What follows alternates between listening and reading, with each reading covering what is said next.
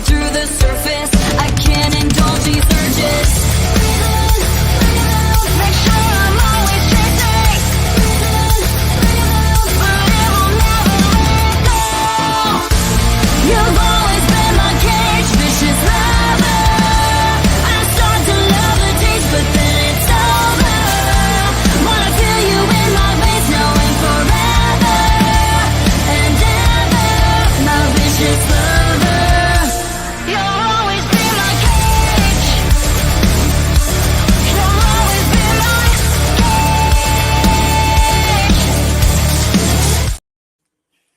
All right. Gosh, I feel like that was way too much floor play and not enough orgasm because all right, thank you everybody for joining Late Nights with Kraevin. We have the Almas in the studio today. Yay! And Hello. you guys got to see a sneak preview of their brand new video that they just dropped and their new song. So guys, why don't you tell us a little bit about the new song? Well, it's the first of 5 that's coming off of the EP. It's by far the most different song, that's for sure. Yeah. From our previous work. What else about it?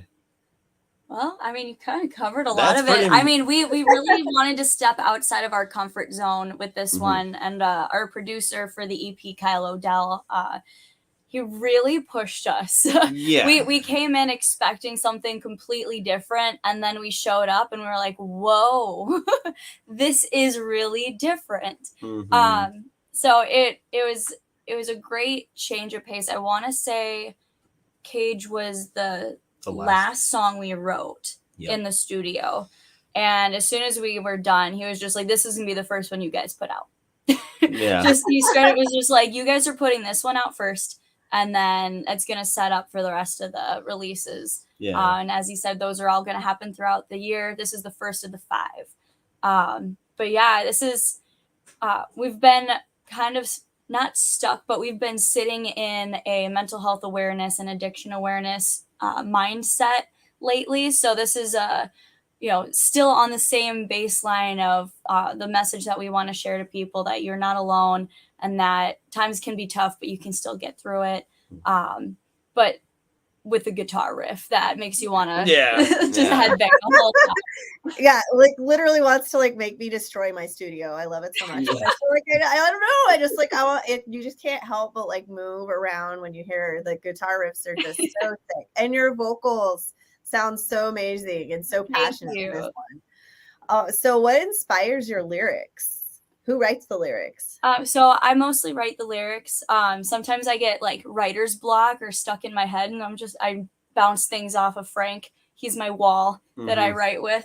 So sometimes I take his input. Sometimes I just need to like talk at him, and then I'm like, oh, that was a really good idea. And he's gives me the thumbs up. And then in the studio too, Kyle Odell, the producer, he was very hands-on too when it came to lyrics and stuff. So it was a lot of co-writing when it came to lyrics. He would pitch a lot of ideas. We would talk it through, which when we did that was like the first time we ever worked really hand in hand with the producer. He's pretty much like the 5th member of the band kind of thing, you know? So it was really cool to work that way and just have someone have an outside perspective on the lyrics and the music in general, just because we're always in our own heads, we only know what we know. So if we have an outside perspective, it helps build a better song and stuff. So it was awesome. Yeah. So. And one of my favorite parts of this song, that wasn't part of the preview, but towards the end, it's the God Sing Me a Lullaby. And it's kind of like the little break away from the rest of the song. Kind of the way we describe it is it's that heavenly place that you get to before getting sucked back into all the bullshit. And that one was very heavily on him for writing that, Kyle Odell, and that is by far like one of my favorite parts. And we came into it and it was just really slow and moving, and it just turned out so incredible, and I just love everything about it. I was gonna say that's definitely one of my favorite parts too, because it's like, ooh, like it just takes you to this whole other place, and then that chorus just comes back in and just like it like just punches you in the face. Well, really great. And that's the idea that we had with the song, was like you have this inner battle, like this demon inside you, the storm that's always brewing inside of you, telling your addiction that you're always held to, and you're fighting it or you're giving into it, whatever. And like Crystal said, that slow part's like the moment of reprieve where you think, I'm out of all my crap, and you get thrown right back into the storm, the riff again, and then you're just a rager. Yeah. Okay, and then I gotta ask, like, who does your wardrobe, your outfits, like, especially in this video? Like, that outfit you're wearing is so sexy and so Thank sick. you. You look beautiful. So a lot of it is either just pieces that I've found that I kind of like threw together. Amazon helps a lot. The bodysuit I was wearing is from a brand called Peep Show Clothing. So they do like a lot of one-of-a-kind outfits for, oh my gosh, what are some of their names? Like In This Moment, Maria Brink. And then we were just listening to her. She's the screamer. Did a song with Nita Strauss just recently. Alyssa White Glues is her other big client too. And so I'm following their pages. I was like, oh, that's so cool. And so of course I had to get myself a bodysuit from her. But yeah, her name's Jessica. She does incredible work. Yeah, your outfit is just like so spot on. And I don't know, the whole thing is just like sex on a stick. But it's like the song is such a good message though. But like, you guys just look great, and your hair and the guitars is just insane, And just so who did your video? Austin Schoenberg. That's how you say his last name, right? Schursberg, I think. Schursberg. Yeah, Austin. Yeah. He's worked on some other projects for some other bands, and I've always loved his editing work. And we finally got the opportunity to work with him. And we kind of pitched him the idea that we wanted with the whole storm and the rain thing. And he's like, cool, I got a place. I know a guy. And then we did it. So that was kind of it. We just showed out to a warehouse and he was running a little late. We're like, is this happening? Yeah, we're like, we were just at a warehouse waiting for him and he was coming down. He was like, oh no, I just had to stop at the gas station real quick. Yeah, because we just got an address. And so we, like I said, we had all the lights and stuff that we wanted to use or thought we could bring, that would work for the video. And then, like I said, we just got an address and we showed up and it's basically a farm and there's a big barn and we're like, is this the right place? Are we here? Yeah. And it turns out the guy we rented the I guess you could say the studio from, he did stuff for Prince. He was like Prince's special effects guy. He worked with Aerosmith and all these other people for their projects. And I was like, holy crap. So the guy knows all the old school. Incredibly knowledgeable. Yeah, he guys knows like all the old school effects. So it was pretty neat. Like, I think that video, the only digital part that was ever added was like the eyeball zoom in. Yeah, the eyeball zoom. Yeah. Everything else was just shot with real rain. I mean, real everything. Yeah. And obviously cool.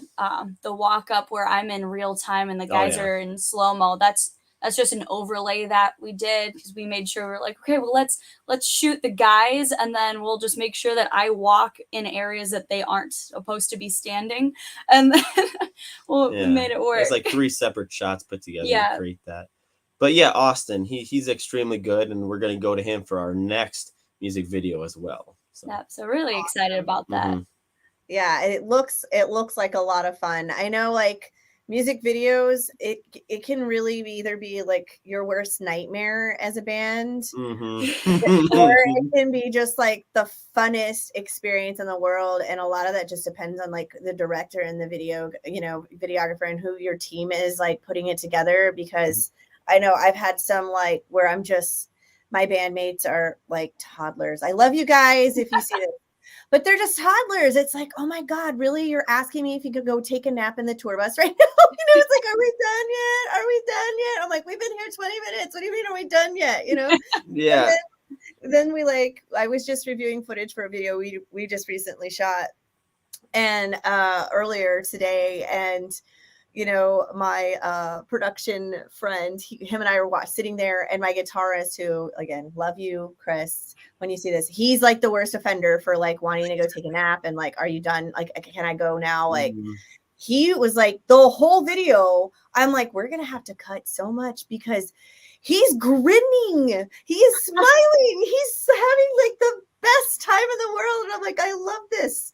I was like, but he's almost smiling too much because you're supposed to like look hardcore, and he's just like just happy-go-lucky. Yeah. having the best time. And I'm like, it's crazy how just finding the right director and the right person who can like see your vision through for you just makes a difference on the experience and how the video turns out. Exactly. Absolutely. That's the nice thing with Austin. We pitched him an idea. He has his own ideas, but he really took in consideration what we wanted. But we're not that picky. Like, as I said, we like having that outside perspective. So working with him, I'm like, dude, do what you want. You take the shots. I don't know what those are. I just want it to look cool. I have the idea.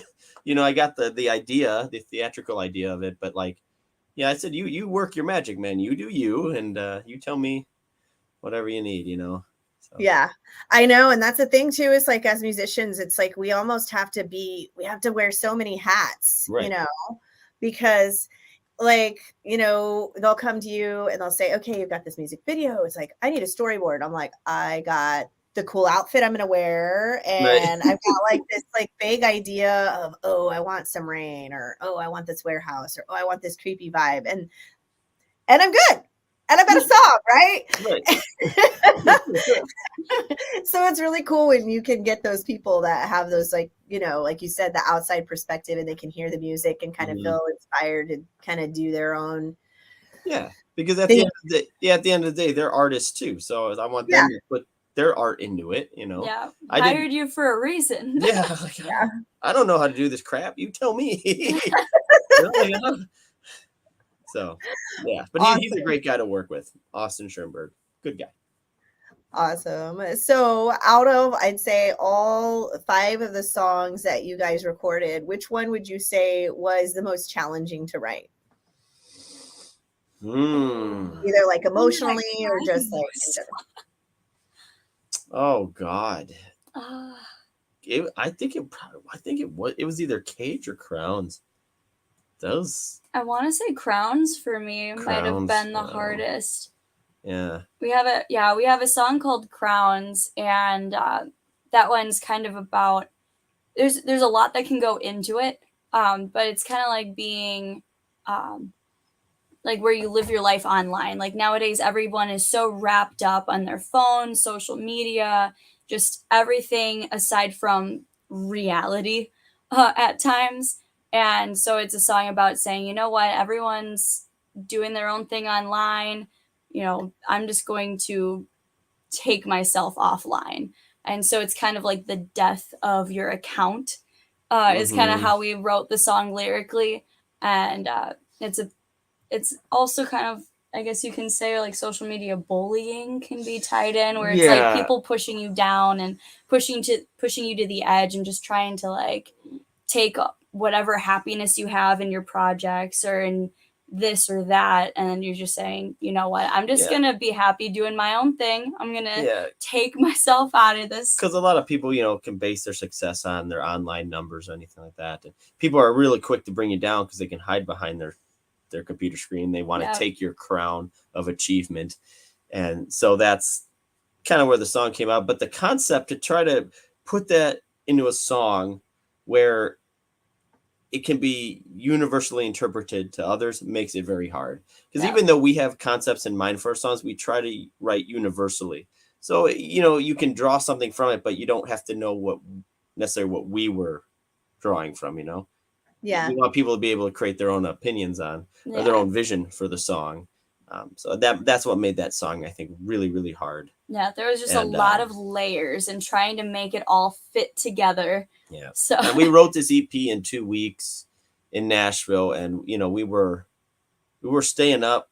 Oh God, it would be until 2 or 3 in the morning. We'd get up 8, 9 o'clock and do it again for 2 weeks straight. Yeah. And we didn't have hotel rooms. We live in the van in our E350, so we're all crammed in there. And by the time we got to that song, we were pretty burned out, emotionally, with a lot of other things that were going on. So it's just like that was by far the most challenging song, I think. Yeah, for sure. But I think that's a really different song too. Yeah. Really. Yeah. That one's kind of like hard rock meets dance. So Nice. that's like the very best way. 30-second to Mars. Yeah, it's fun. Yeah, but hard rock. Awesome.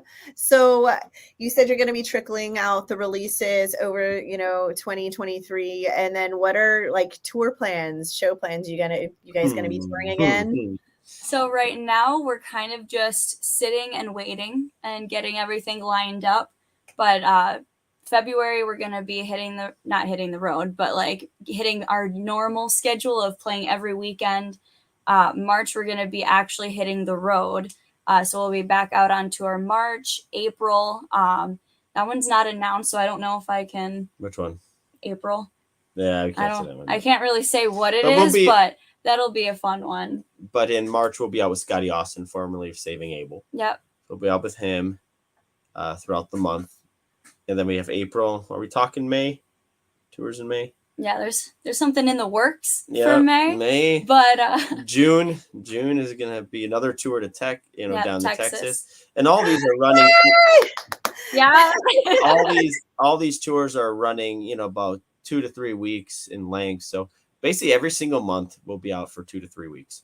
Guaranteed almost. And then and we're hoping, and was it August we're going to do? Yeah, we're looking at August being the time that we go out to Alaska. We're gonna play in Alaska. So that's our goal we've set for ourselves is we're going to play Alaska for the first time. Hopefully it solidifies. We're putting all of the vibes out there. So the more we say that it's going to happen, it will have to happen. We have one fan in Alaska. For every 6 months, he'll message us and be like, hey, I don't see Alaska on that tour. So we finally looked at each other and we're like, well, we're going to go just for this one guy. We don't even care. We're just going to go. We have a tendency as a band to look at each other and be like, okay, what's one insane thing that we're going to do this year? And that was what we wanted to do was Alaska. Alaska's our insane idea. Yeah. But then we had to be smart and realistic about it. And we're like, well, can we drive there? Can we take a ferry? None of that is feasible. No. None of that is realistic. So we're building ourselves flight rigs and everything else. So we can fly it over there. And the truth is, from a business standpoint, this is a test run. If everything goes well, getting the gear on a plane, getting it off, doing that, that means Europe's within reach at that point. And it looks like 2024 Europe will be a thing. So awesome. Yeah. Like I keep saying like, yes, I want to go to Europe so bad. So bad. Same. We've been wanting to go for years.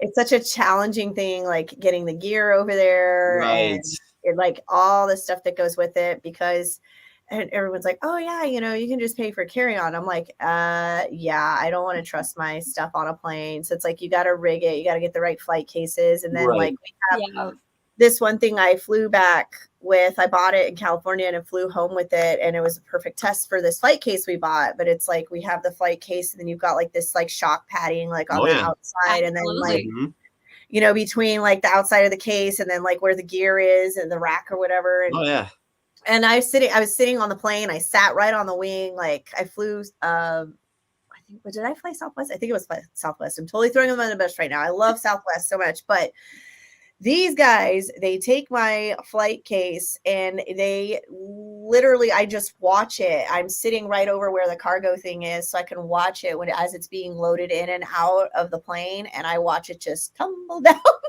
My God.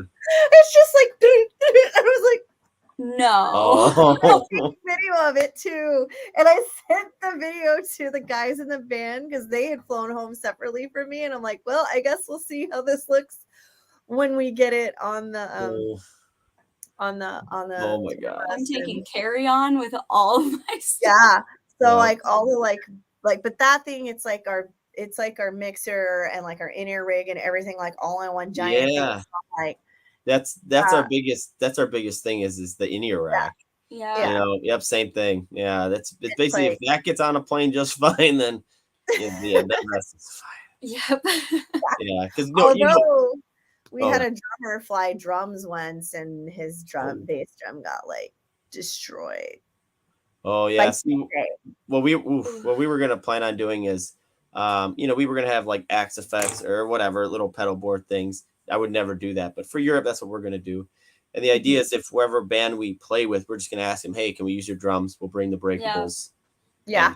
Can I plug into your cab? I have a mini amplifier on the pedal board. And Yeah. so if something breaks, it's not, it's not detrimental. Yeah, it's not our this main last tour we did like a trial run of no amps. The guys bought this like I don't know, this like ridiculous pedal board that ran the bass and the guitars and everything through it, and then they didn't need an amp at all. And so this last run we did, they tested it out and it actually worked surprisingly well. So I'm like, Europe. Yep. Right. Yeah, because we're still the old school amp people. I've got big old Marshalls that are going up on that stage, and I'll probably always do it no matter what. That's just me. But out of necessity, like Europe, then we'll get these pedal board things. Yeah. But our fly rigs. Our fly rigs. Just fly rigs. That's it. We'll be like, this is the European gear. This is the US gear. And you know what? It's not like it's a bad thing because we're musicians. We can't have enough gear, right?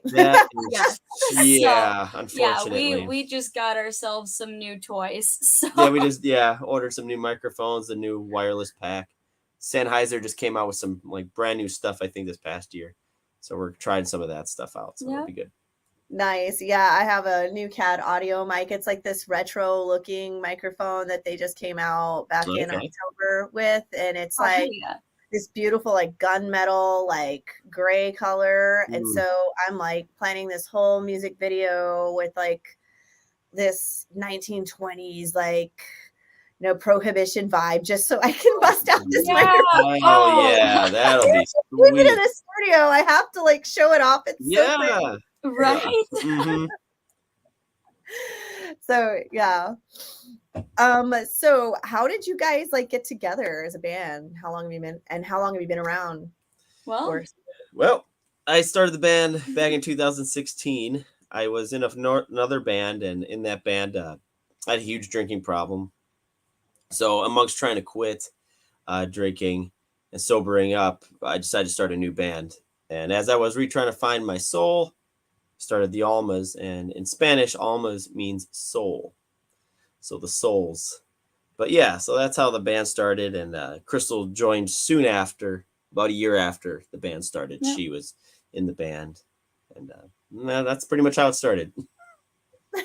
That's awesome. And Crystal, female frontmen or women in metal and rock has become like more popular, I'd say, over like the last 5 years. But, prior to that, it was just a very rare thing to see a girl up on stage. So what has your experience been in this kind of male dominated genre as an emerging artist, being a female? Yeah, being a female in a rock or metal band is kind of one of those, as incredible as it can be, it can also kind of suck because you always get the, as the lead singer, it's, lead singers never move the gear, never do anything like that.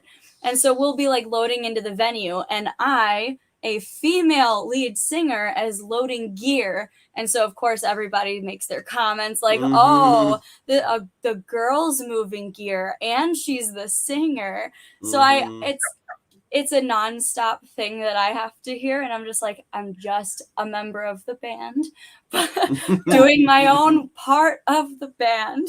But that's really as much hate or like kind of like backhanded compliments that I get.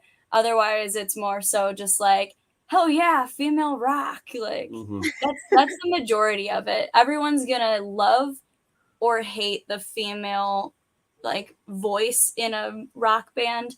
Like it just depends on what people like, and it's not my problem if someone likes Miles Kennedy and don't like anyone else.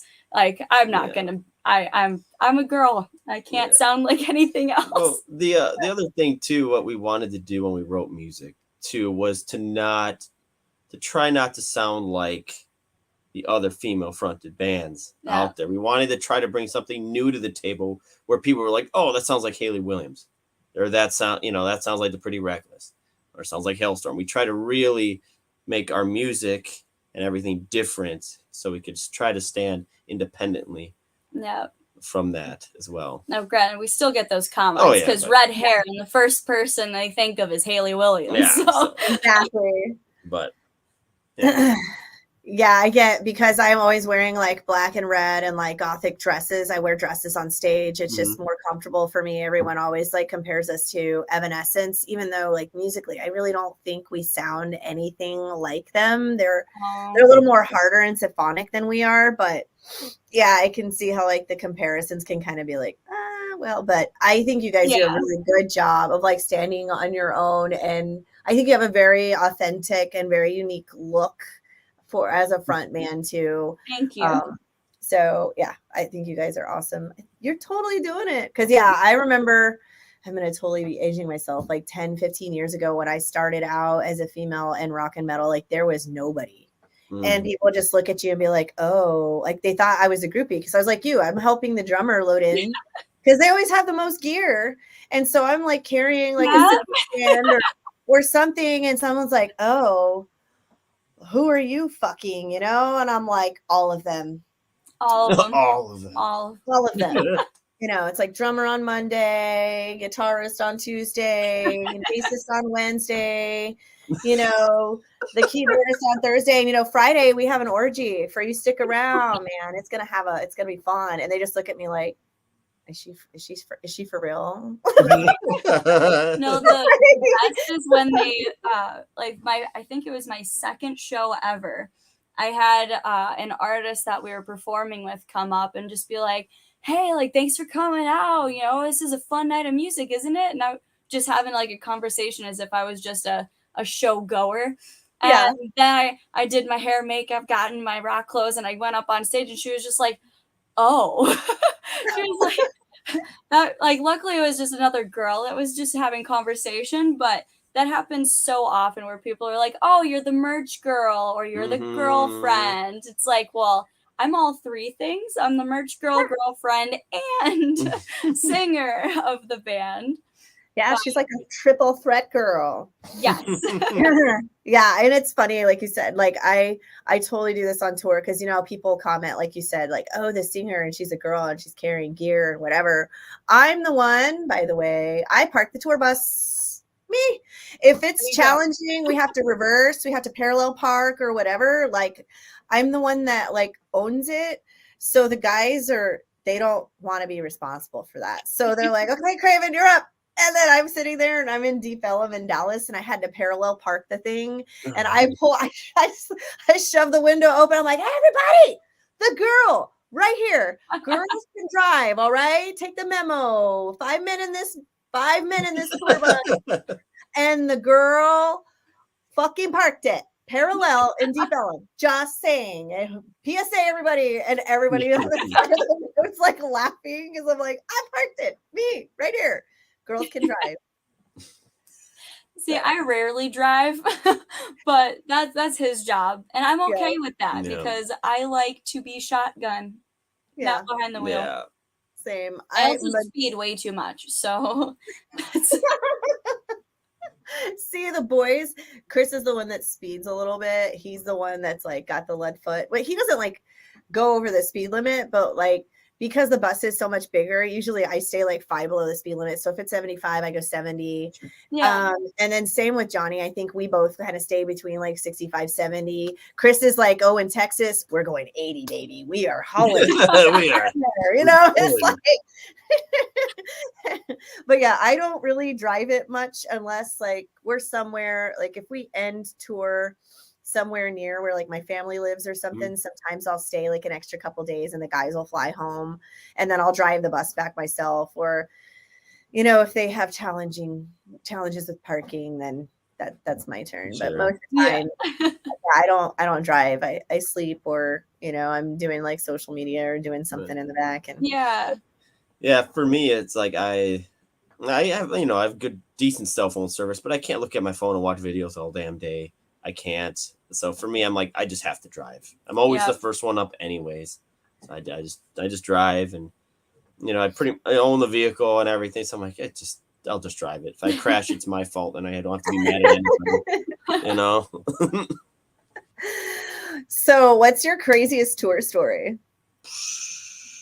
There's a lot. I'm trying to think of recent times. Well, maybe like your most the first one that popped in my head was Seattle. Seattle, That's always the first crazy one. But Um, recent times, well, our other guitarist Josh was loading the trailer, and this random drunk guy in Ohio came out of the bar and asked him, "Hey, have your balls met my foot?"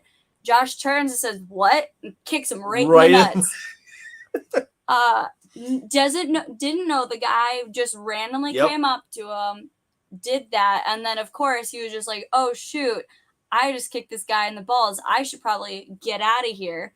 Well, we have the trailer door that goes down with the cable. He tripped over the cable, flipped, and face planted into the blacktop. Yeah.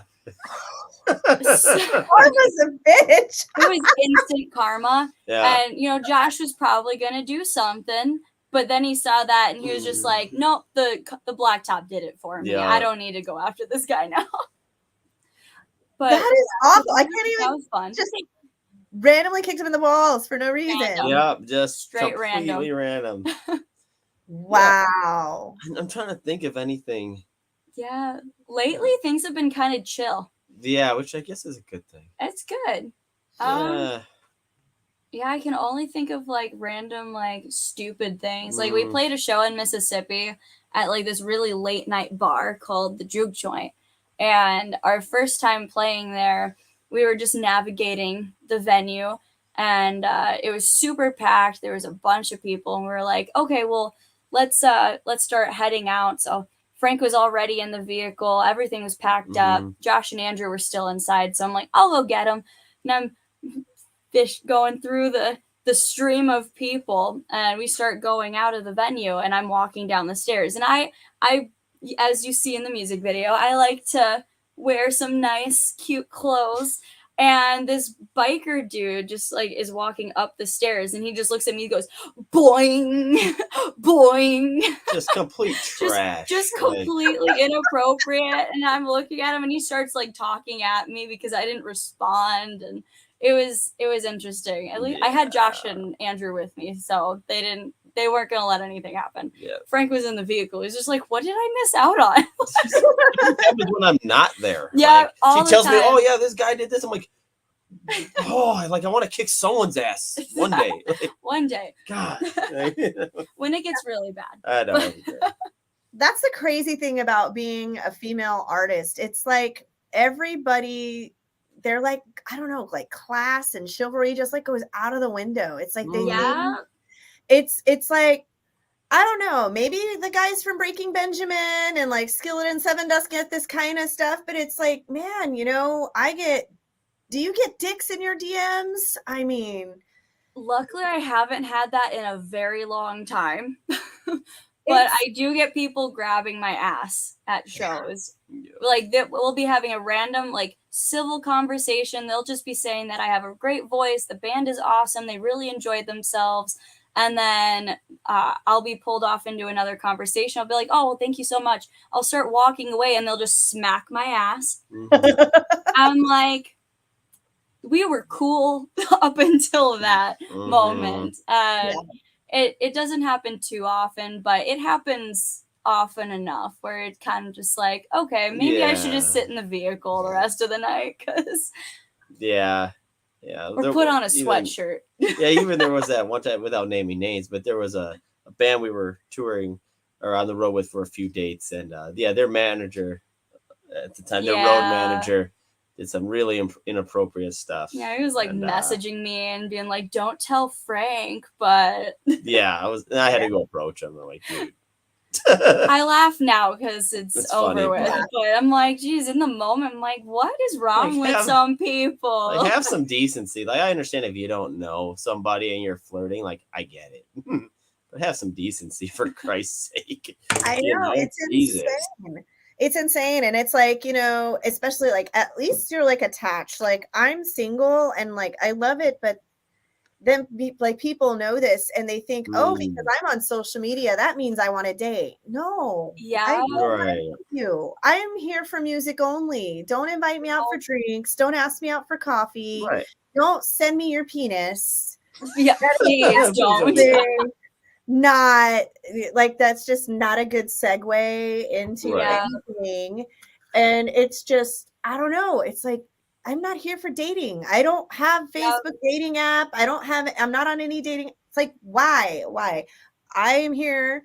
And so I have like this automatic thing that like replies to on some of my social media. That's literally like, hey, this is Kraevin. This is our official page. By the way, this is to promote Rock Rage Radio and the Morning Walk of Shame and the Edge of Destiny. That's it. Yep, that's it. Thank you for listening and whatever. And like, we'll respond to blah, blah, blah. And by the way, if you send anything, chances are one of my boys are going to see it. Yeah. They don't check my inboxes. I'm going to send it in band chat. Because if I have to look at it, they have to look at it. Sharon. I definitely feel a lot more comfortable out in venues where I'm in a situation like that. I can just be like, hey, like I have a boyfriend, my guitarist right there, like standing right there. Because we toured with a band, and this lead singer actually made the mistake of telling people that, oh no, I'm currently not in a relationship. And unfortunately the bartender was the bartender of nightmares and just kept feeding her drinks, and like halfway down her drink he would switch to a fresh one, so she had no idea how much she was having. And it was one of those where all of her bandmates, guys, and all of my band was just like, okay, well, we're just gonna try and keep him away from her. It sucks out there sometimes. It does. Another reason why I don't drink at shows. people also have the impression, you're a rock band, you must be these sleazy people who do a bunch of drugs and sex all the time. Like, they always have this misconception of a rock band, and unfortunately, in the past, like that was always cool, like, woo, rock and roll. But it actually does a disservice to the musicianship and the people who are just out there living the musician life. It does a disservice to them. And, that we do deserve a little more respect, I think. I know. I can't tell you. It's funny. Like, Bohemian Rhapsody and The Dirt and all of these other movies that are out there, Rockstar, that's like one of my favorites, and what is it like being on tour, and getting to meet, you get to meet a lot of really awesome people, and you get to open for these national acts and stuff. And it's like, yeah, this is great. And they're like, I'm like, these movies where they wake up and it's like orgies and naked people everywhere and drugs. And they're like, yeah, I'm like, it's nothing like that. Nothing like that. I'm like, even for them, I don't even think they really partied that much on the road. I mean, some of them probably did, but it's usually between tours that like everybody parties, because on tour it's usually like load in, load out, and then drive to the next place, and then load in, and then load out and drive to the next place. There's no time for that shit. We get crazy and overload on like soda. Like we'll get cases of Mountain Dew or energy drinks, and we'll play Mario Party. It's Red Bulls, man. That's our party. We play Mario Party. And I like the only difference between us and the headliners 9 times is usually, they have a road crew and a driver, whereas we have to drive. That's like the only difference, And a lot of people I know now in the industry, a lot of them are sober. It's like, we all partied way too hard in like our teens and 20s, and we actually are serious about music, and nobody's going to take you seriously if you're stoned off your ass. Amen to that. Oh my God. That is, I couldn't have said it better myself. That's so true. Yeah. So it's like, I know so many musicians who are sober, like sober. And even like they'll drink on occasion, like when they're home socially, but for the most part, like at shows and when we're performing, they choose to be sober. Yeah. Because it's like a job, it's like you want to be able to talk to fans. You want to be able to talk to this promoter or this manager, and you never know who's going to be at the venue and everything else. And it's like, you got to keep track of your gear because you don't want somebody like walking off with it, And it's like, it's so true. Oh yeah. Absolutely. Like so much going on in a venue, like we had a roadie get mugged in Baltimore, it's just like, there's just oh my God, so much going on to keep track of. It's like, I can't drink. I can't. Yeah, Yeah. it's like you can't have a fuzzy mind and deal with all of that. Mhm. No. Yeah, like as it is, I'm not allowed to have the keys sober. I lose them. Like I will literally lose them. I could be holding them in my hand and I will lose them. I'll set them down somewhere and I'll be like, where are the keys? Like I keep carabiners, the little like hiking Yep. things, you know? Yeah. I keep those on every single one of my keychains for my house. And so I'll clip it on my bra, I'll clip it on my belt loop, I clip it on my purse strap, like Yep. it has to be clipped to my Same. body or I will lose them. And so on tour, it's like the rule, never give Kraevin the keys because we will be stranded somewhere because I will lose them. The keys in my own phone at a venue. Yeah, My see, bassist holds my phone for me. there you go. Yeah, see, but what I did, because I got sick and tired of asking people for the keys, or I got sick of them asking me for the keys, I just made a copy of keys for everybody. Yeah. So now there's 4 sets of keys. So if someone loses it, it's like, well, here's another It's one. like, well, buy yourself a new set. There you go. Awesome. Whatever. Yeah, I've actually I haven't installed it yet, but I've got like one of those like keyless entry key code things for the tour bus, and then we won't have to worry about it anymore. Because yeah, it is like kind of like who has the keys, but as long as I don't have them, at least we know we aren't stranded somewhere. There you go. Yes. Because yeah, that's like it's official. It's like an official tour rule. Like we shared a tour bus with another band, and it was literally like, do not ever give me the keys. And if you do, like, not only am I in trouble for taking the keys, but you're in trouble for giving me the keys. Because that is a thing. And they're just looking at me. And like, so then we had this one of the guys in the other band, he had accidentally left like the tour bus unlocked while we were all in the venue. Like after we loaded out, he forgot to lock it. And so it's a 1 strike rule when you do anything with keys and unlocking and whatever. And so I'm like, okay, you know, and we hadn't told anybody like the official rule. It was just like between my bandmates and I, we knew I wasn't allowed to have keys. And so I was like, okay, guys, like, you know, this happened, no big deal. He's just not allowed to have keys. And I'm like, by the way, bro, like, don't worry about it. Like, I'm not allowed to have them either. And I own the damn thing. It's fine. It's fine. And he's just like, he's so upset. He's like, I'm so sorry, guys. I don't know what I was like.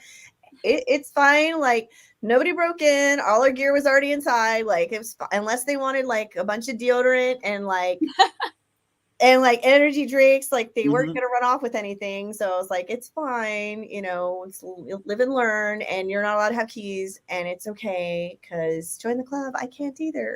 The keyless club. It's like we're not picking on you. I'm not allowed to have them either. So yeah. But it's a crazy experience being on tour. So now I'm gonna get into the fun questions. And Late Nights with Kraevin. Like I said, it's a little NSFW. So not only do I ask, you know, about band life and music, but sometimes we like to get down and dirty and personal. Okay. So first question is, how old were you the first time you had sex? And this is gonna be fun because you guys are like with each other, so to speak. Yeah. Oh, nice. Well, it wasn't with each other, but so I was 17 when I lost my virginity. Yep, I was a late bloomer. 18. Oh wow. Yeah. Nice. All right. And do you like anal? No. You like receiving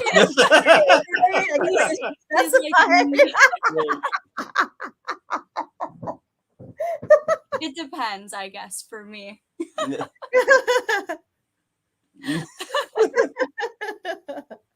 So where is the craziest place you guys have ever had sex? Because I'm sure it gets a little hard being on tour together and still having your little romantic time, if it's even a thing when you're on the road. Now your bandmates are gonna be like, oh my God, what? Oh yeah, that was a good one. Yeah, we pulled an Aerosmith and had Love in an Elevator. Yeah, that was a good one. Nice. We unfortunately had to share a hotel room all together, and Frank and I think it was either like our anniversary or something, some kind of occasion, one of our birthdays or whatever.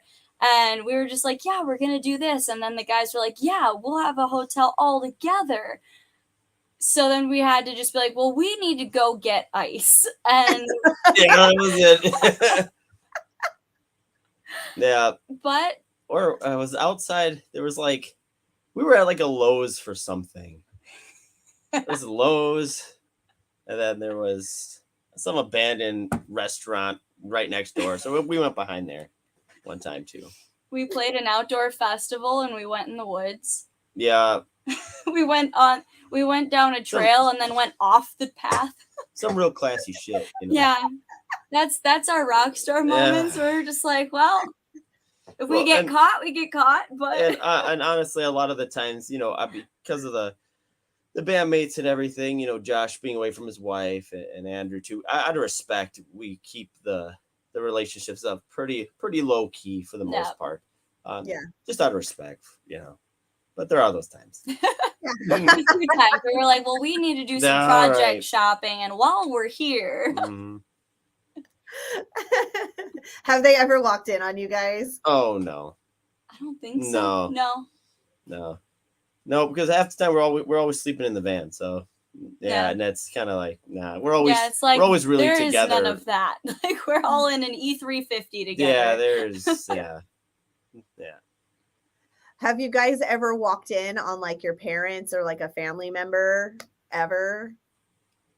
Mm-mm. No, I don't think so. Nope, been fortunate enough not to. Yeah, you're fortunate enough. I've been around when my mom has tried to make moves on my dad, but I've never walked in on anything happening. I was just like, she was locked out of the bedroom because Dad wanted to spend Father's Day without her. So you wanted to watch TV, and she had a couple glasses of wine, and she wanted to spend Happy Father's Day with him. That is awesome.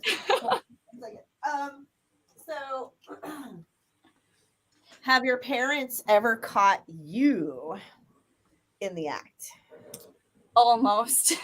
I was out in the garage, and this was like many years before, but my mom walked out in the garage because I was supposed to come back with some soda, and I made a detour. But she didn't see anything. I think I covered up real quick. Yeah, I don't know. It wasn't me, so. No. You were too old for me back then. Yeah, I was too old. I was 17. But I don't think my parents ever caught me. But it was like... They knew. Oh, they knew. Always knew. My dad was like, yeah, that one was cute. I'm like, oh. So, yeah. That's funny. Yeah, my mom walked in one time. She had an extra key to my house, which... Oh. You know, it was kind of like in case of an emergency kind of deal. It wasn't, oh, you can just drop by whenever you want to and use your key. And she did. And I was naked in the kitchen cooking breakfast for, you know, my boyfriend at the time. And who was also naked. And luckily he had like gone to the bathroom or something. He wasn't in the kitchen when she walked in, but it was literally like a sitcom where it's like she walks in and she screams and I scream, and then I'm like, there's nothing around, right, to like for me to just cover myself, and I'm like, why the fuck are you here? She's like, why the fuck are you naked? I'm like, it's my house, get out. Oh no. At least knock first, Jesus. Right, at least knock or call, say, hey, I'm here. Like, good Lord, like they made that's hilarious. There's something, Jesus. So the question is, has she ever done that since then? No. No. I don't give her a key anymore. I don't. I'm like, no more. It's hilarious. Yeah. My bandmates all have like codes to get in my house, but I don't really have a boyfriend now or any. It's fine. It's fine. But like, yeah, back then it was like, oh my God. Yeah. It was funny too, because it was one of those nights where it's like you were out and we had like, I'd had a little bit to drink And so it's like when we hit the door, it was like clothes flying all the way to the bedroom kind of thing. So like as she's walking out of the house, she like saw I had like this like big like fake tree plant thing like in my like entryway, and I had like this my bra was like hanging. Oh my God. So she like looks up and sees the bra up in the tree and grabs it and just like chucks it at me. And then we both started laughing, and then the awkwardness passed. But yeah, yeah. Oh, I have no shame anymore. I can't really get any worse than that, honestly. right. That's true. So yeah, it's whatever at this point. So do you guys have any pet peeves? Well, you have the most, so Well, like I hate it when it's really quiet and you can just hear someone drinking. yeah. Or chewing something. Like I get so riled up when I hear that. I just like, I don't know. I hate that. Oh God, do I hate that. And that makes me self-conscious because he's complained about this so many times. So I'll be like parched and I'll wake up in the middle of the night and I will sometimes leave the room as to not disturb him. Because I'm just like, well, I don't know if this is going to be like loud or not this time. Because like I'm thirsty. But most of the time I don't gulp. But when I do, I look at him and he's just staring at me. I don't know what it is. It's just like I just hear it. Although I'm not the worst one. There's certain people that we know that come over and it's just like, okay, I don't want to eat or drink around you.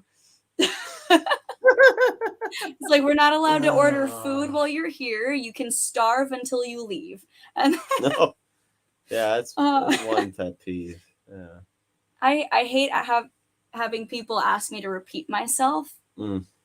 Like, because I don't get snippy necessarily, but like when I say it louder, it sounds like I'm yelling at the person, and I'm just like, She has a tone about her voice. It only comes out the third time I'm asked to repeat myself, though. So I think it's fair.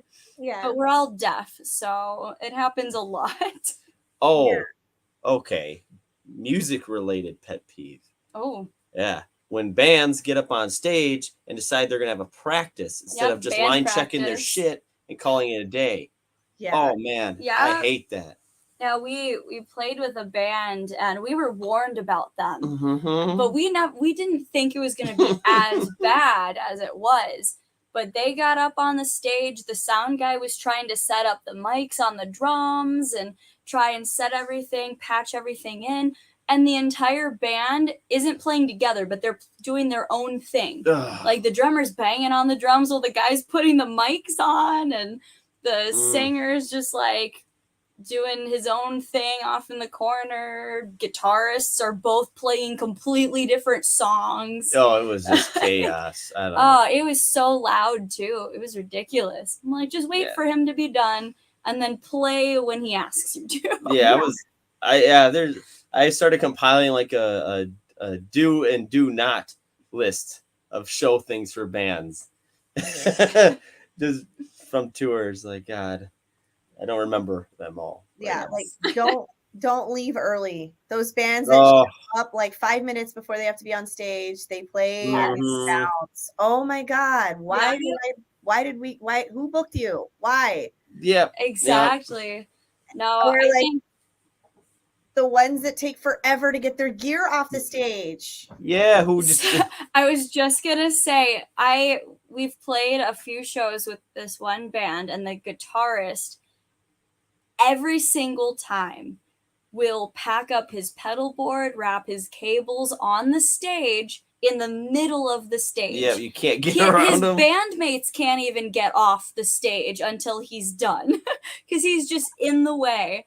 He'll pack up all of his guitars, and I think the crew that works with them has started to just kind of like take stuff from him and put it off to the side. So he'll follow his things and pack it up where it's at. but it was funny when we weren't the ones having to go on after them. Yeah, like we ran into that a couple of times on this last tour we were on. There was just a couple bands, and you could tell like they were newbie bands, right? They were younger guys. I think like one of the guys wasn't 21, and they get it, like you're excited and whatever, but yeah, he was the same thing. I think the guitarist was up there forever, and he's just like, he's talking to my guitarist, and my guitarist is just waiting for him to pack up his stuff to get off the stage, and he's like winding his cables and all that. I'm like, dude, I'm about to drop kick your amp off the stage. Like a big thing up there. I was like, what is wrong? And I'm like, I'm like, and breathe. This is when my yoga comes in. I'm like, breathe in and breathe out. And it's like, no, we've gotten into a habit where we're the helpful band. So when we're going on after a band and they're known to do that, we're always like, hey, let me help grab your stuff, and immediately start taking it. Don't let them answer. We're just like, oh, let me help you. Take the guitar off the stage, the drums for you. You can pack up over here. Yeah, can I help you? Yeah, sure. And then wham, it's gone. It's gone. Because it's crazy. Like there's only so much changeover and stuff. And you're interfering with like set times and everything else. It's just of course it's one thing too. If you're naive and you don't know any better, that's one thing. But people have been doing this for a while. You're like, come on. They're like, It's like, all right, well, here we come to help you now. But no, it's and like when it comes to like set times and stuff, it's like it's crazy how many people like don't time out their sets.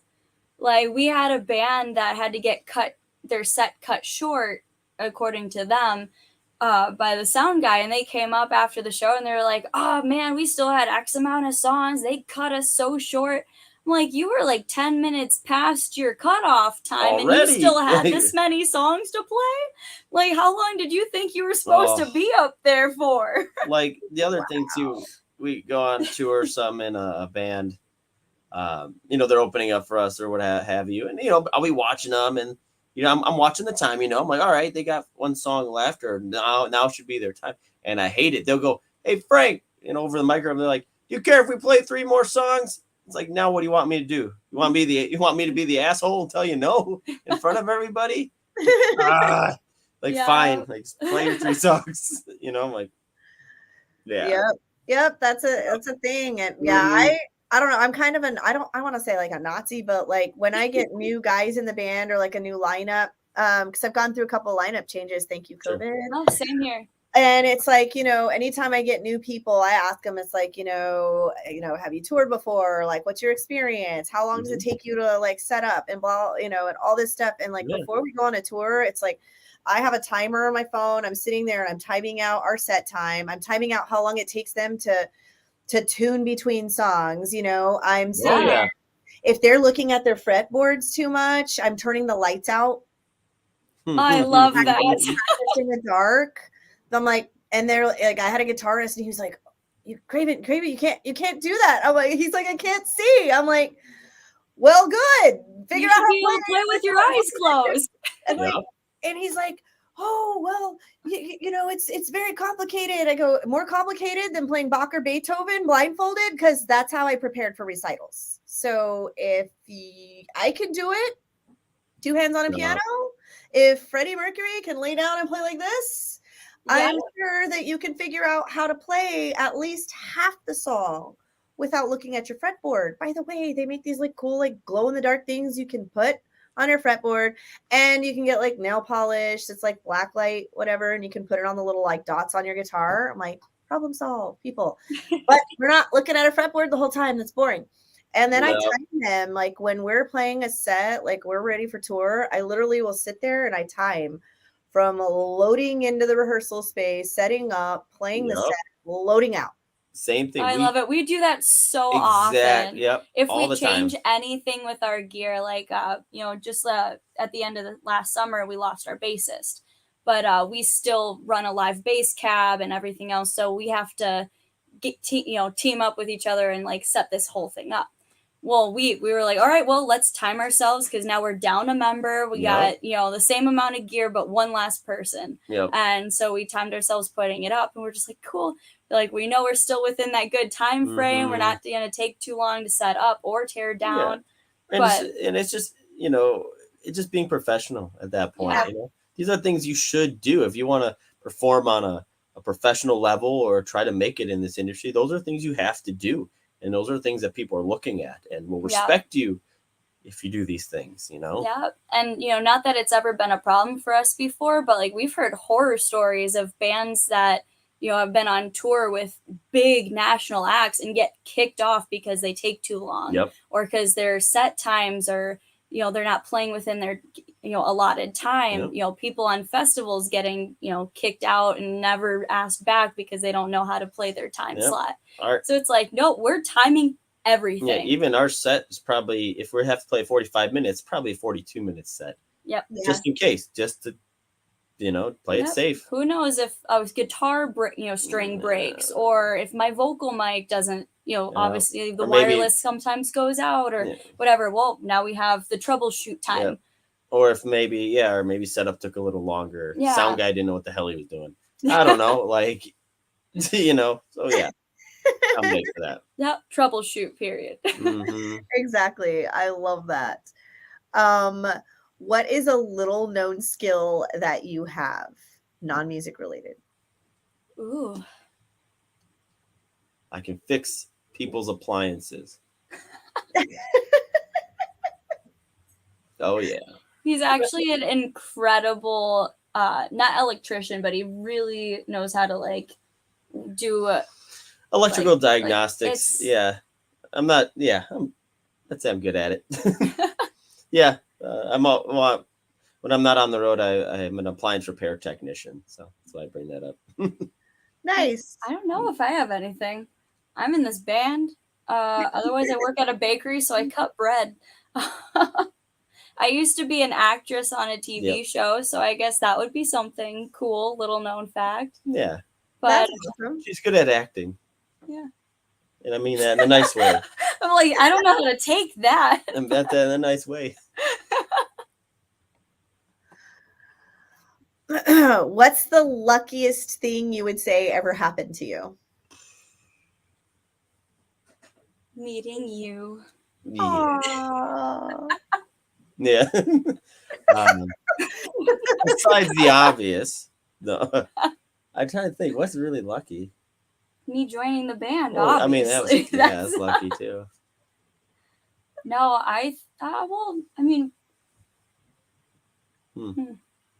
No.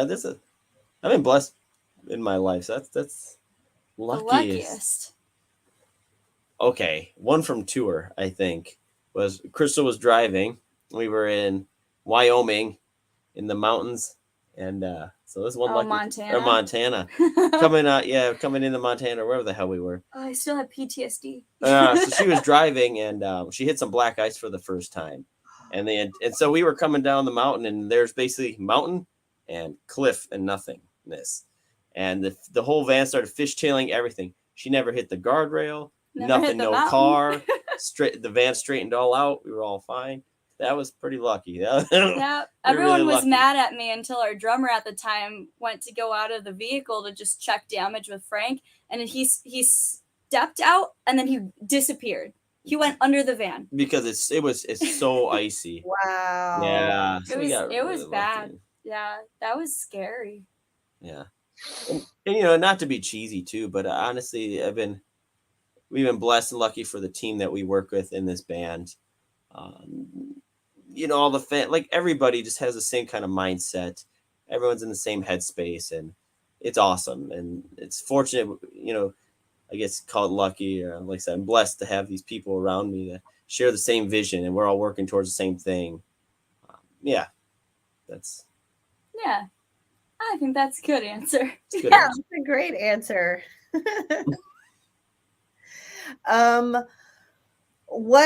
This one's for you, Frank. Most inappropriate place you've ever had a boner? Church. Yep.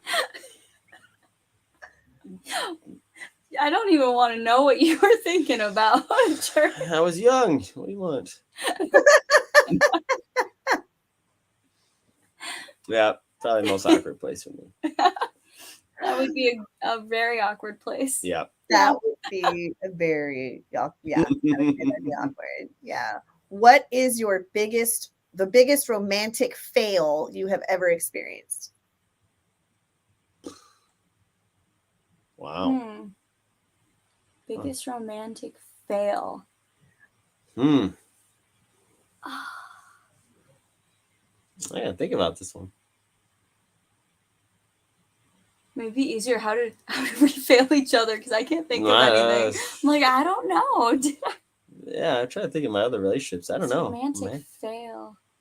Like a date fail, or Like a date fail, or maybe you asked somebody out and they turned you down, or you sent a dick pic to a girl and she ghosted you. Go figure.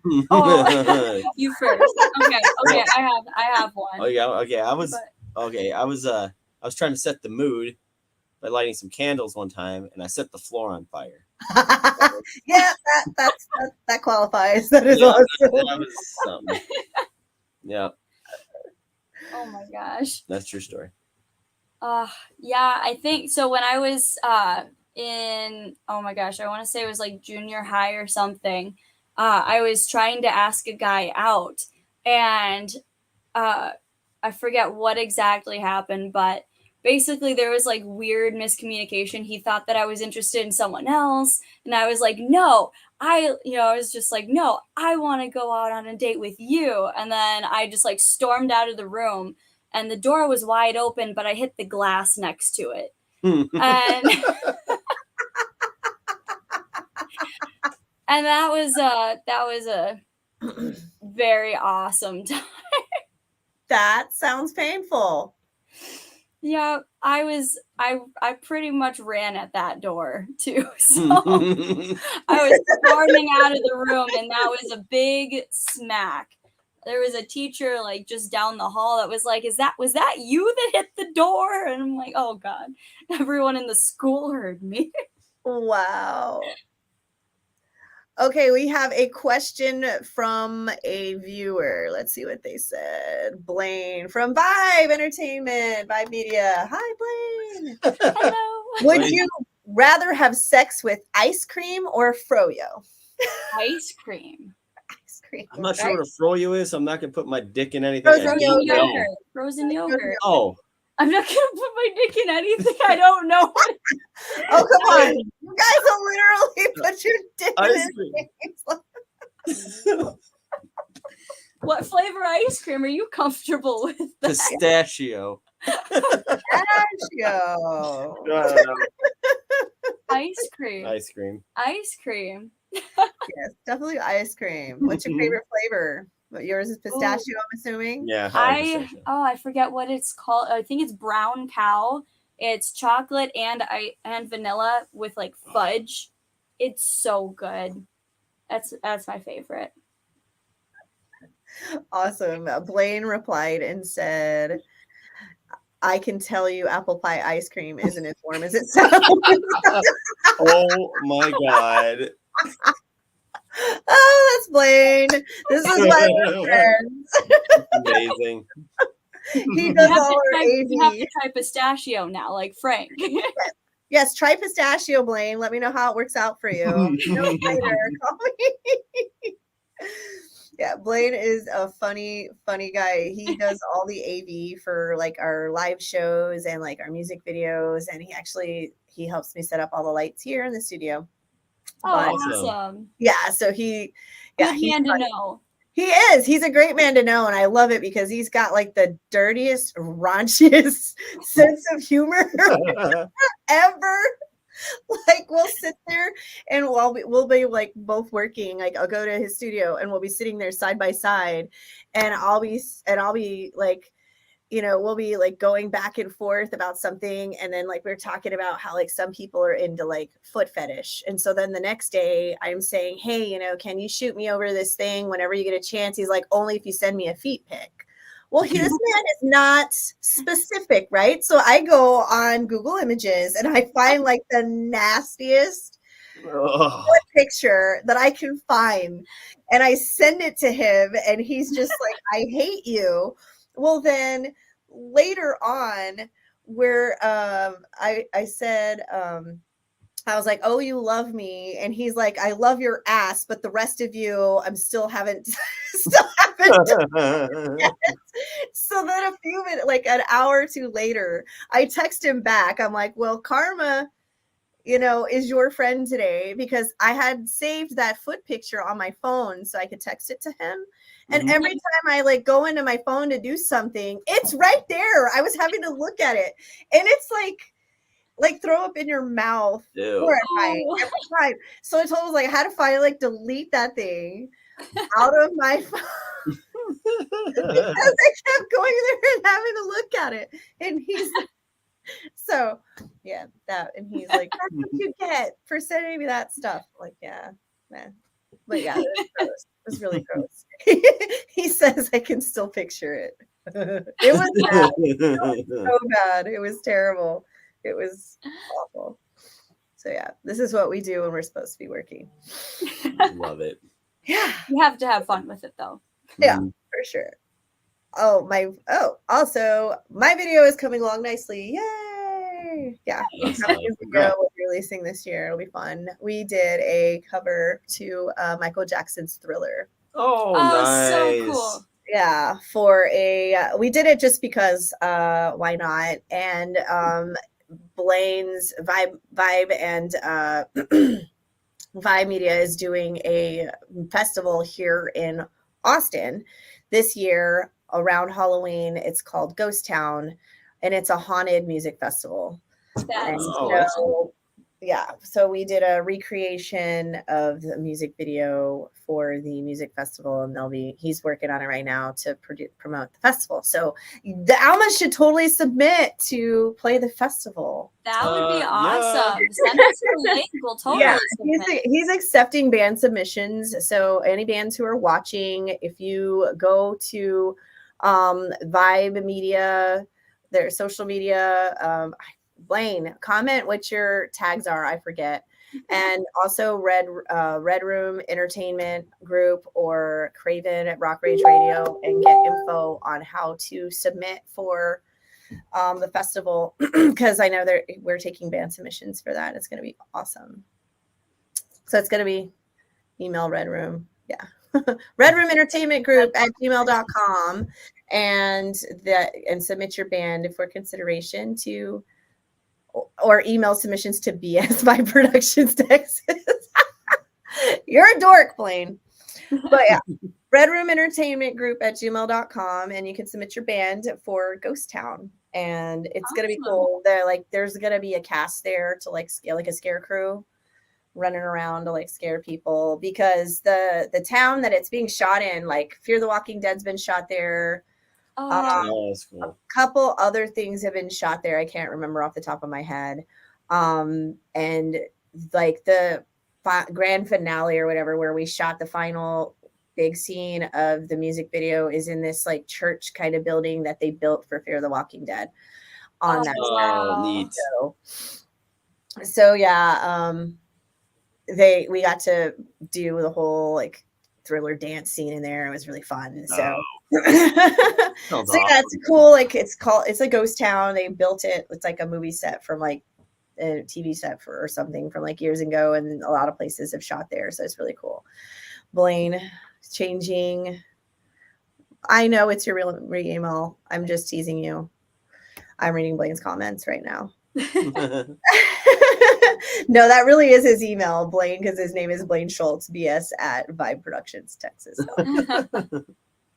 But so it's not BS. But yeah, so it was a really fun experience, and we had like, zombies and all kinds of stuff for the video. Oh, neat. Well, I can't wait to see it. I know, I can't either. We got to like look at the footage today, and I swear we had like a few that were like real life zombies in it. Like, I think they're really good at eating brains. Like, and you know what else they shot here? Like by like here in this area is there's this new TV show called Last of Us on HBO. Oh, really? Yeah. So like my studio here, I'm actually just outside of Austin in a small town called Elgin, and they've shot a lot of scenes for that TV show in this area, and it was cool. They sent out a thing like this past Saturday, like, hey, you know, residents of Elgin. It was like, oh no, I got it via text. If you hear gunshots, if you hear like, if you see black smoke and like all this stuff, like don't be alarmed. There's a film crew in the area, and like they wouldn't say anything else.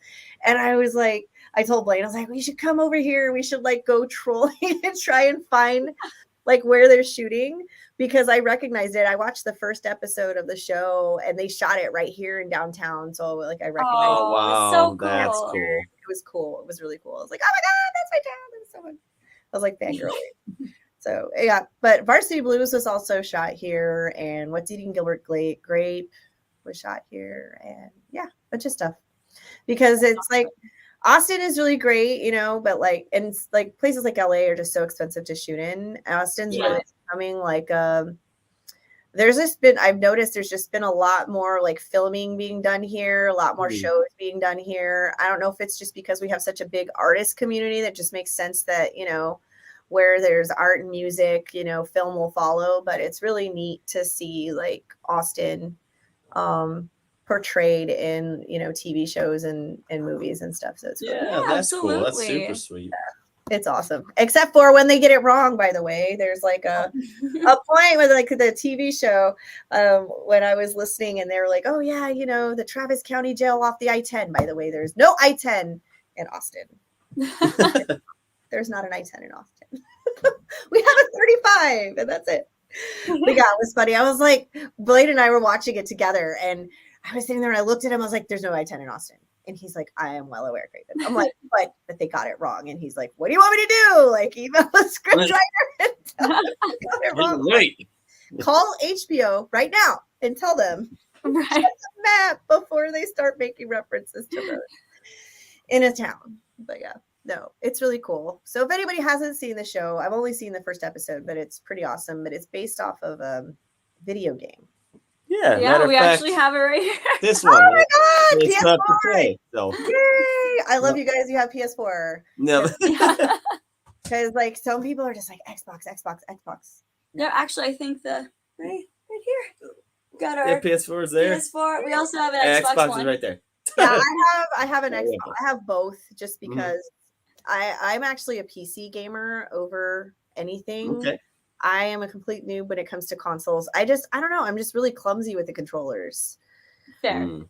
But get me on a computer and with my Razer gamepad and like all my stuff. And yeah, I'm totally Nerd. Yeah. No, joking. total nerd. No, love it. And I'm terrible at first person shooters too. Like Same. I Yeah, I used to love go, them. to Halo parties and I just got picked on all the time. It was like reliving high school and being bullied because corner and I'm just like this, like, you know, my guy is just like all over the place. Oh. And just, like, it got to the point where I was so pathetic. They just stopped trolling and shooting me. They just left me there and they just stand there and laugh at me. But, you know, at least I tried. But Yes. I'm trying to be supportive of my friends who are gamers and join in the fun, even though I don't play those kinds of games. And I've tried like so many times and I've just never, it's just a skill I never was able to acquire. I just decided it's just not my thing at all. Well, we're getting towards the end of the interview. I just had a couple more questions. Right. First of all, I would say, what is something non-sexual that turns you on about a person or each other? Well, he like geeks out about stuff all the time. And so I think it's his big brain nerdy stuff that he does that's like super sexy. Yeah, I like it when someone has drive and you know, it has an idea. Not me, someone. No, well, have drive or have a vision, you know, and like and You said someone, so I was like, it's not me though. no. Yes. When Kid. but yeah, when Crystal has drive, he wants to do something. And like is gung ho about it. And I'm like, all right, that's awesome. Let me help you. Except for last night when I God. had that drive because so I know we're towards the end of the interview, so I'm gonna make it really short. But that's fine. so we started working with a campaign manager for the Cage release, and we've established ourselves on Facebook and Instagram, suck at Twitter. We're on YouTube. Anything else we're kind of noobs at. Like we don't know how to Specifically do the anything. TikToks. And so he's trying to get us involved on TikTok. And so that is making me think, okay, well, we've got like this back wall that we're always doing interviews with, but I want to change things up. So I was like, well, let's build a wall, like a room that we can do TikTok videos and stuff like that for this thing. Mm-hmm. And so I got all the stuff together and I was like, let's do this. Well, we were there till 4 a.m. building this TikTok wall. Frame out the damn wall and blah blah blah. Painting and putting up like these wall panels. Was a project, but it looks cool. It looks beautiful. So now it's awesome, but a lot of he work. was so upset. Yeah. But yeah. So he likes driving other people because then he doesn't have to participate in the shenanigans. Right. That's hilarious. That's awesome. Yeah. And TikTok, it's still like I try, it eludes me. Like we'll post something that I think is like cute and funny and whatever. And we'll get like, 500 views or whatever. And then I will take a video of Chris on the beach and he'll just do this thing with his hair. And he'll get like, I don't know how many. It was insane. I'm sitting here like, you and your damn beautiful German blonde hair, blue-eyed, like guitar-wielding Thor self. You just fling your hair and you get all this attention, and we're over here like trying to promote a band, Like, yep.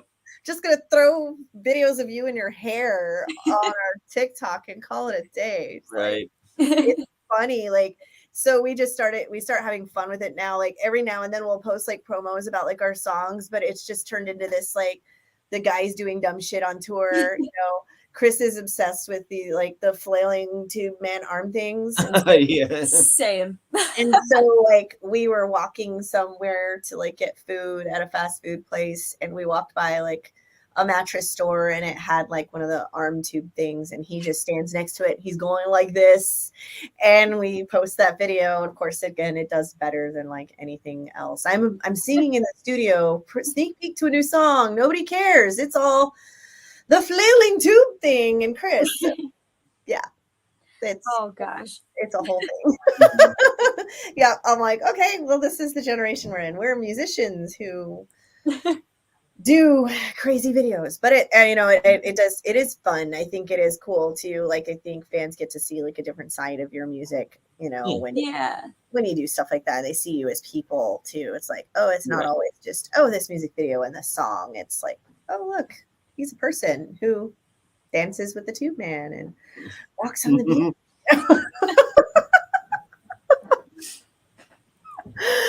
So what is your most embarrassing moment on stage? Oh. Well, we were playing a Halloween show once, and I saw cheap leather pants for the costume I was wearing, and I happen to be a guy who doesn't wear boxers or anything. I like to be free, and they ripped, so I played the show with my balls hanging out in between my pants. And I just kind of stayed in one spot and didn't really move. The drummer got a show. He got the whole bits. But yeah, that was probably most embarrassing, and just trying to keep it together and just like, okay, get through the show and then change your pants. Or gaff tape it, actually, is what I did. You went behind the amp rack with the gaff tape. Gaff taped it down in there. I'm like, yeah, we're good. We can sell merch now. Yeah, that's probably most embarrassing. See, I don't know. I've fallen on stage before. And then I just like laid there and laughed once I finished my lyric. But I forgot lyrics. The a good amount. Okay. The one where you were in South Carolina. Oh, that was stupid. Okay, that was embarrassing. So that's probably embarrassing. Yeah, so it's not forgetting lyrics on stage because I mumble through things and I make it work. I start being creative when that happens. Which that's obviously a very embarrassing time.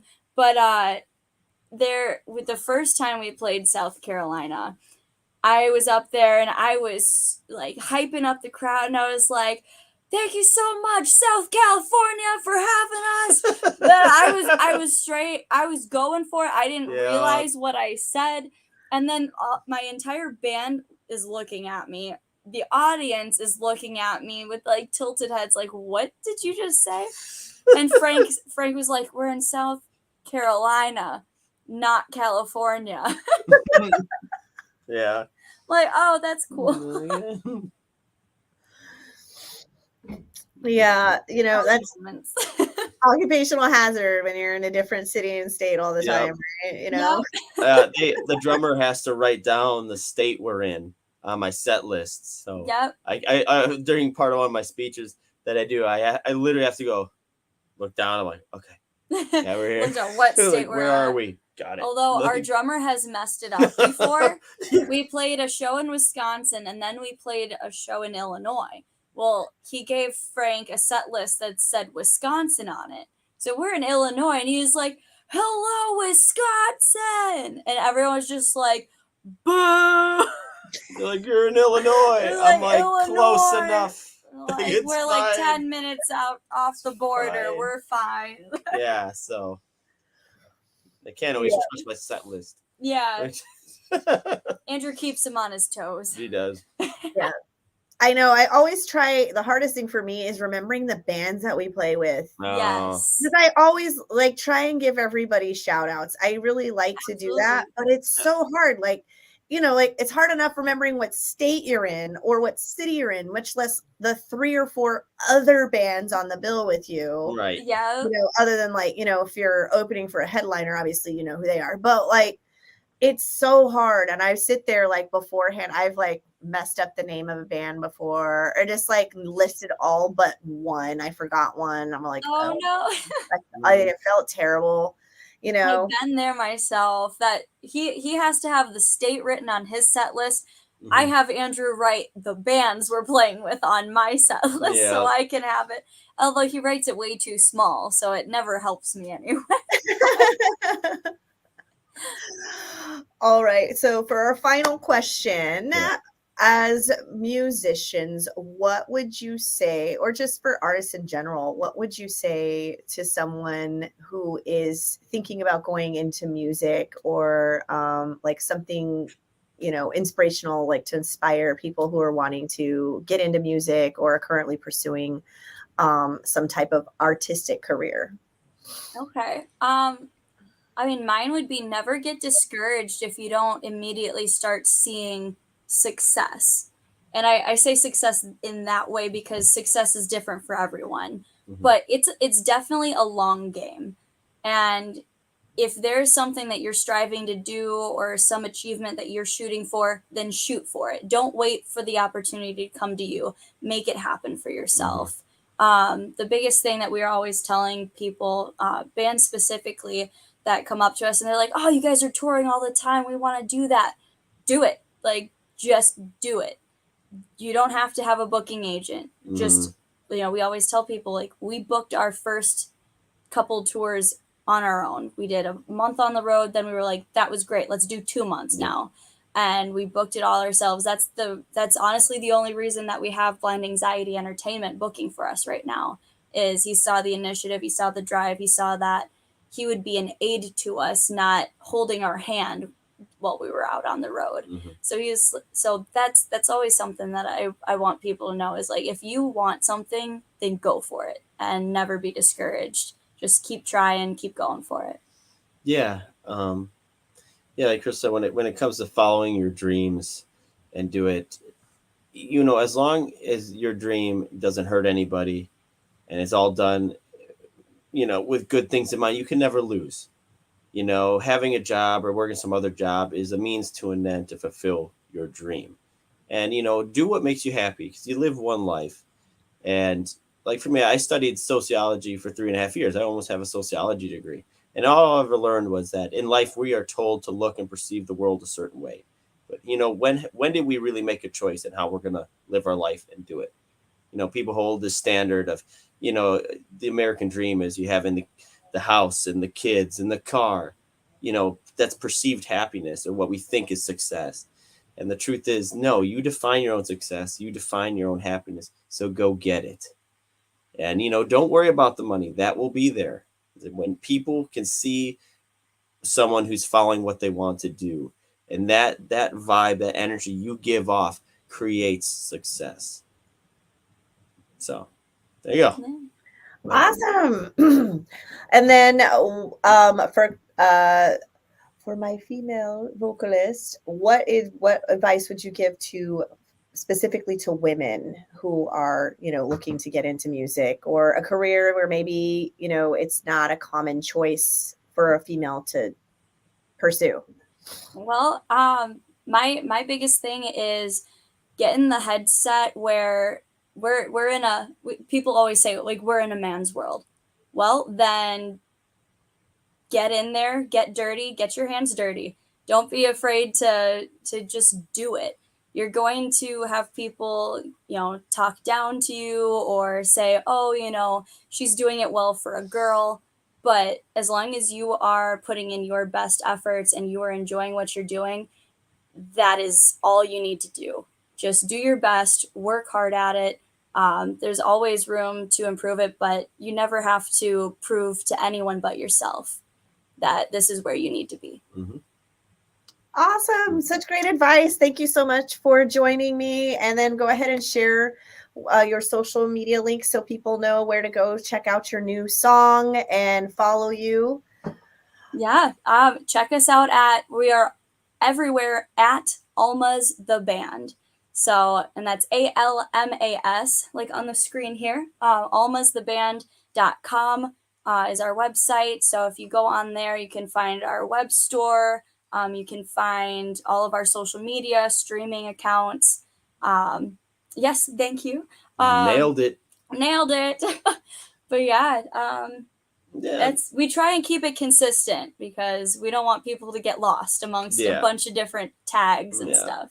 Yes, it is hard. Yeah, we try and keep ours consistent too, but sometimes it's just the nature of the beast. But Alma's the band, everybody. Go check them out. Go listen to the new song and follow, and share. And please, please, please, if you see they're coming through on tour at a venue near you or even within 2 hours drive, they're still worth it. They're so fun live, great people, great music, great story. Thank you guys again. Thank you. And stay tuned next week, everybody. We're going to have the new Mutiny in the studio with some of their new music. So make sure you are here at 8 p.m. CST on Late Nights with Kraevin. And then don't forget to tune into Rock Rage Radio, where you get to hear the Alma's new song and a bunch of new music every morning at 8 a.m. Eastern Standard Time, 7 a.m. Central Standard Time on rockrageradio.com. Bye, everybody. Bye. Thanks for having us. Thank you so much, you guys. Appreciate you. And we'll see you guys next time. See you next time. Bye.